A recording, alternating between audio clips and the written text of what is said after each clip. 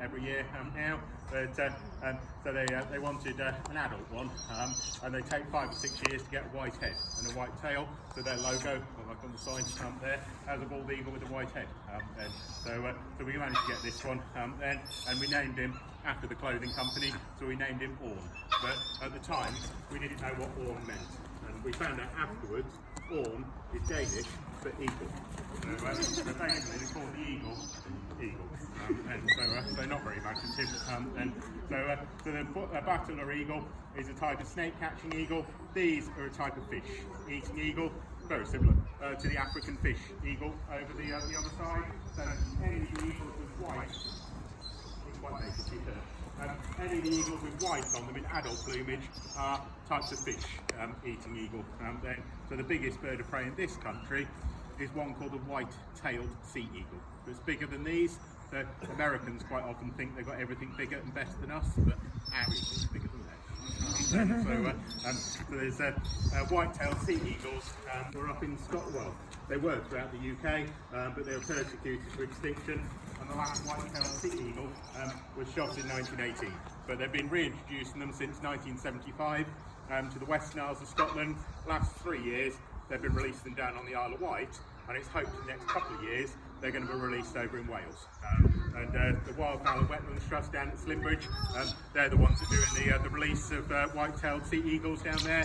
But up until last year, they'd never hatched and reared an eagle. So they had our bald eagle eggs last year. So they only unfortunately one hatched, but they hatched that eagle, reared it, and then we had it back again because they couldn't release it because it's an American one. And we had just only in a week or so ago. Attention to all else that's flying above you. Kestrels themselves are prey to other species of birds of prey, such as the sparrowhawk. The spider bug. Come here, fella. Right. Kestrels are most famous for being able to do in the UK. They are the best bird at it. And the reason for it, is because of their build or structure. You can see with Chip, he's got these beautiful long pointed wings that allow for great uplift and require minimal energy. He's also got a tail that's longer than the rest of his body. I can't feed you too much for that. And when he hovers, what he does is he drops that lovely long tail. And they've been together over a year now, and they do sit side by side. They display to each other, call to each other, so it is looking quite positive for breeding. So breeding season is normally sort of September, October time, but unfortunately that time of year I was building an aviary right next door to them, so I sort of disturbed them this year, but hopefully next year then we might be able to. Captivity, a bird this sort of size should live 40 or 50 years. So wild, it'll be about half of that. So wild should be coming towards the end, now at 19, but captivity, so hopefully she's not even halfway through. So we've still got her for a while yet.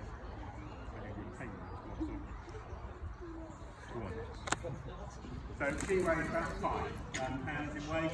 So she's one of our eagles that does our eagle and vulture sessions flying to people. So the biggest we go with people is the bald eagle that weighs 8 pounds in weight. Which, I've just had to move him out because refurbishing his aviary at the moment. And so he's the biggest one that we'd ever let other people fly. So and we can do the vultures, or we do the vultures up to 14 pounds in weight, but we'd never let other people hold those because it's a lot of weight on your arm. You good girl? Then, a couple more then. So hopefully for Easter time, when it all sort of dries out and warms up a little bit, the 1 o'clock display will be out in the big 7-acre field. So I did practice one day with her out in the field this week, just to see if we could get her flying again out there, but it didn't work. So sometimes she will go flying down the field, circle back round, do the rocking motion. But all she was doing this week, I think it's Wednesday I took her over there, all she was doing this week was flying down the field, landing and walking all the way back to me. Last year when she was doing it, there was long grass, but we've got to wait for a while for the grass to grow longer. But hopefully we can get you doing a bit of this rocking motion again. Right then, go on, up, go up and get one last go.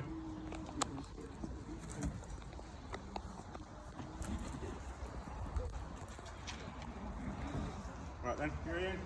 So she gets her day-old chickens exactly the same. But because she scavenges at carcasses with vultures, she has to get food down quick because otherwise vultures get food down quick. So it doesn't take very long with her.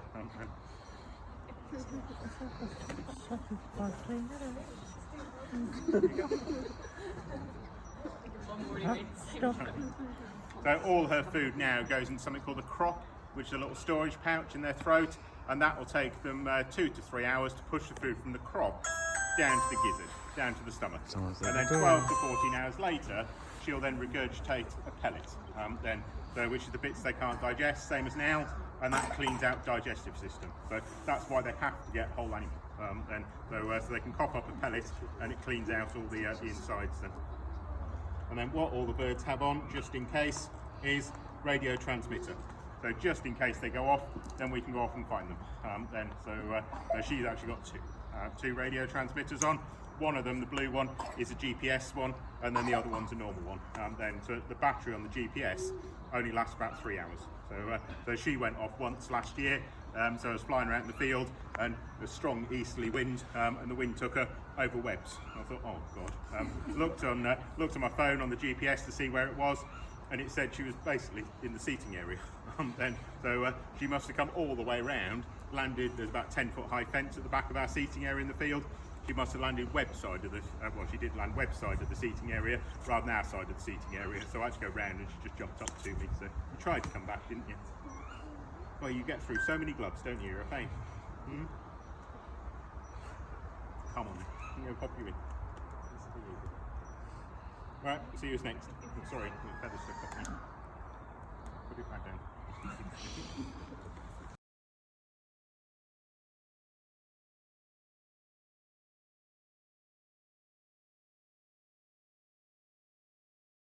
One more time.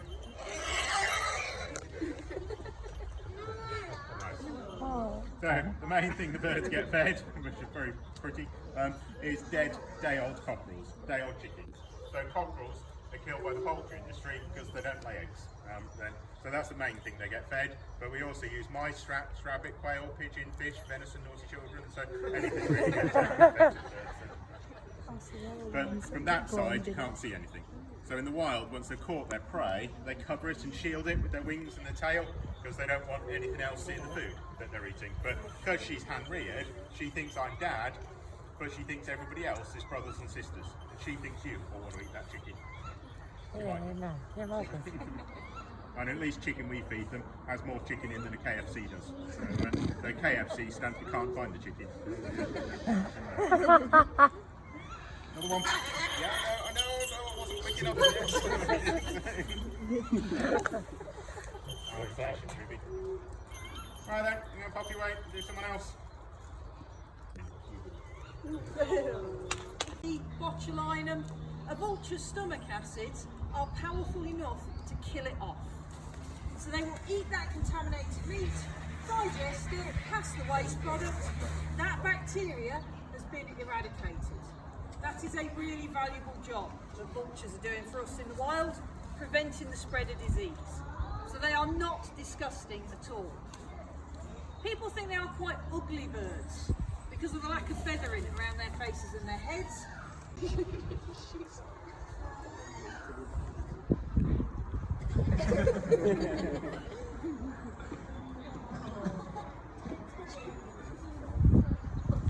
Go through.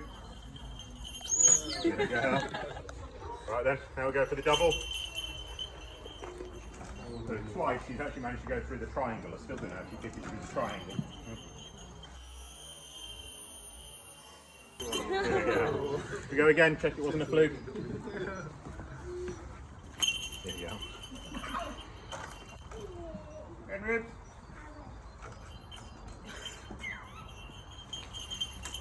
There you go.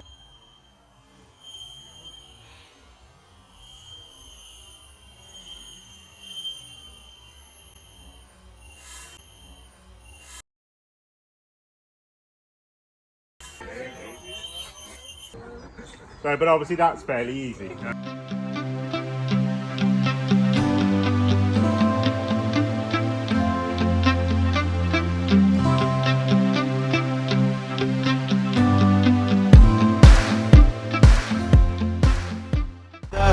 It's caught in the crossfire.